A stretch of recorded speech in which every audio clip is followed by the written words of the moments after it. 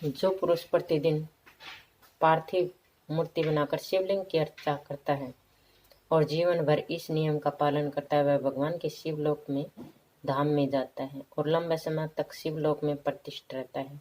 तत्पश्चात भारत में आकर राजेंद्र पर को सुशोभित करता है। निरंतर सालग्राम की पूजा करके उनका चरणोदक पान करने वाला पुण्यात्मा पुरुष अति दीर्घ काल पर्यंत वैकुंठ में विराजमान रहता है। उससे दुर्लभ भक्ति सुलभ हो जाती है।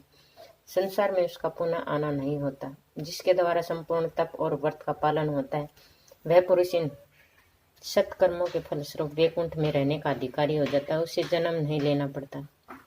जो संपूर्ण तीर्थों में स्नान करके पृथ्वी की प्रदक्षिणा करता है, उसे निवारण पद मिल जाता है। संसार में उसकी उत्पत्ति नहीं होती। भारत जैसी पुण्य क्षेत्र में जो असमय करता है, वह इंद्र के आदि आसन पर विराजमान रहता है। राजसूय करने से मनुष्य को इसे चौगुना फल प्राप्त होता है। संपर्योगों से भक्ति का योग श्रेष्ठ कहा जाता है। वराने विष्णु और ब्रह्मा ने पूर्व काल में भक्ति की आराधना की थी।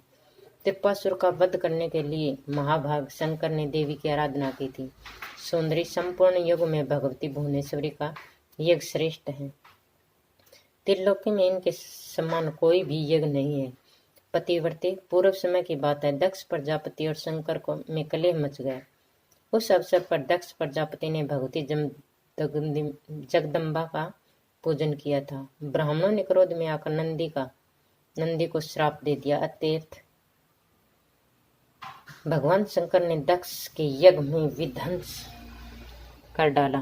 पुनः दक्ष प्रजापति देवी का यज्ञ करने में संलग्न हो गई। धर्म कश्यप शेषनाग कर्दम मुनि स्वयंभू मुनु, उसके पुत्र प्रियवर शिव सत्य सनंत कुमार कपिल तथा ध्रुव भगवती भुवनेश्वरी का यज्ञ कर चुके थे। देवी का यज्ञ करने वाला पुरुष हजारों राजसूय यज्ञों का फल निश्चित रूप से प्राप्त कर लेता है।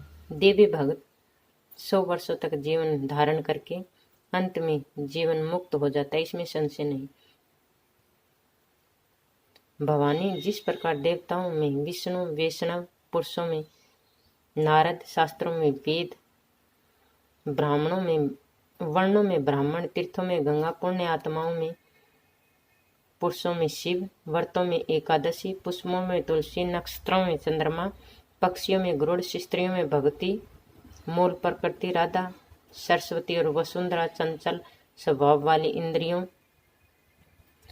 में मन, प्रजापतियों में ब्रह्मा, प्रजाओं में राजा, वनों में वृंदावन, भारत में भारतवर्ष, श्रीमानों में लक्ष्मी, विद्वानों में सरस्वती, पतिव्रताओं में भगवती दुर्गा और सौभाग्यवती श्री कृष्ण पत्नियों में श्री राधा सवर प्रिय मानी जाती है। उसी प्रकार संपूर्ण युग में देवी यज्ञ श्रेष्ठ माना जाता है। उसी प्रकार संपूर्ण युग में संपूर्ण तीर्थों का स्नान, अखिल युगों की दीक्षा तथा समस्त व्रतों की एवं तपस्याओं और चारों वेदों का पाठ तथा पृथ्वी की प्रदक्षिणा फल अंत में यही होता है कि भगवती भुवनेश्वरी की उपासना को करके पुरुष मुक्ति प्राप्त कर लेता है।